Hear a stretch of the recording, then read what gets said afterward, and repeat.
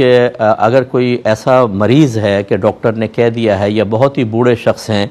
ये जैसे बाज़ बहनें प्रेग्नेंट होती हैं, कमज़ोरी बहुत ज़्यादा है, बाज़ों के बच्चे छोटे होते हैं, दूध पिलाने हैं, और डॉक्टर ने कह दिया है कि आप रोज़ा रख के या तो दूध नहीं पिला सकेंगी, और पिलाएंगी तो आपको बहुत सख्त कमज़ोरी हो जाएगी, और बच्चा किसी दूसरी चीज़ के ऊपर नहीं जा रहा। गरज़ ये कि जब ये ऐसी सूरत हाल हो जाए कि वक्ती तौर पर रोज़ा नहीं रख सकते हैं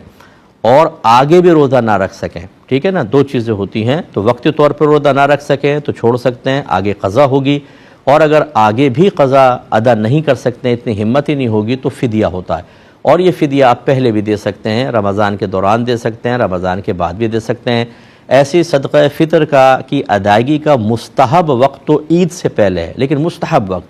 वाजिब नहीं, उससे पहले भी आप दे सकते हैं, क्योंकि माली मामलात के अंदर ये वसअत रखी गई है। जैसे कि अगर कोई आपका ज़कात का साल स्टार्ट हो गया, ज़कात की अदायगी वाजिब होगी पूरे 1 साल के बाद, लेकिन अगर आप दरमियान में भी ज़कात देना चाहें तो बिल्कुल दे सकते हैं। हालांकि अभी 1 साल नहीं गुजरा, ज़कात की अदायगी वाजिब नहीं हुई, लेकिन पहले देने में कोई हरज नहीं है। तो इस तरह यहाँ पर भी मसला है।